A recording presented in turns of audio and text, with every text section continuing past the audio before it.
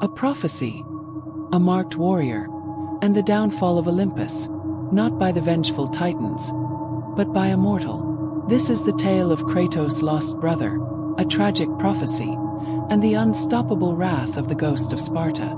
The gods believed the end would come at the hands of the Titans, the ancient enemies of Olympus. But the oracle's vision was different. A mortal, branded with a mark, would bring about their ruin. The Olympians trembled, not because of an immortal threat, but because of a single Spartan warrior. And so, the gods acted. Young Kratos and his brother Deimos training. Suddenly the sky darkens. Ares descends with Athena watching in silence. Zeus and Ares were convinced the marked one was Deimos, the younger brother of Kratos. His body adorned with strange red birthmarks. On that fateful day, as Deimos trained alongside his brother, the heavens split apart. Ares stormed down from Olympus, snatching Deimos away. Kratos, still a boy, tried to fight back, but the god of war was merciless. With a single strike, he threw the young Spartan aside, leaving a deep scar over his right eye. Athena held Ares back, whispering of Kratos' future destiny, and the gods vanished, leaving Kratos broken and alone. But the memory never left him. Kratos stands in front of a burning temple, now the god of war. His haunted eyes stare at the flames. Years later, Kratos sat upon the throne of Olympus, but the nightmares never ceased. He defied Athena's warnings and set out to uncover his past, traveling to the lost city of Atlantis. But the seas would not welcome him. A monstrous leviathan, Scylla, rose from the depths, tearing his ship apart. Yet Kratos was no mere mortal anymore. With his legendary blades of chaos, he struck the beast down, forcing it to retreat into the abyss. Inside the temple of Poseidon, Kratos finds his mother, Callisto, weak and dying. In Atlantis, Kratos found his mother, Callisto, weak and desperate. She tried to tell him the truth about his father, but before she could finish, her body twisted in agony, her form mutating into a monstrous beast. The gods had cursed her to keep their secrets.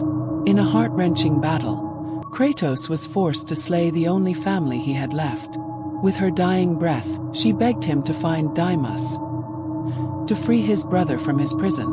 Kratos, standing on a mountain, looking towards Sparta, guided by whispers of the past, Kratos made his way back home. In Sparta, he found his people had abandoned Ares and now worshipped him instead.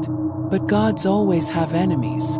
Artemis, the vengeful daughter of Thanatos, sought to destroy Kratos for what he had done to Atlantis. In a brutal battle, Kratos crushed her, her lifeless form falling to the earth. The path was clear, his journey led to death's domain. A dark prison, chains rattling. Kratos steps forward. Deimos, older, battle-worn, glares with hatred. Deep within the underworld, Kratos found Deimos, his long-lost brother. But time had not been kind. Deimos was no longer the boy he had lost. He was a warrior, full of rage, resentment, and betrayal. He blamed Kratos for never saving him. Enraged, Deimos attacked, overpowering his brother. But before he could land the final blow, death itself arrived. Thanatos, the god of death, intervened. He dragged Deimos away, intending to end his suffering once and for all. Kratos, for the first time in his life, fought not for vengeance, but for family. He saved his brother from the brink of death, and together, the Spartan brothers stood united against the god of the underworld. Thanatos transforms into a massive, monstrous form.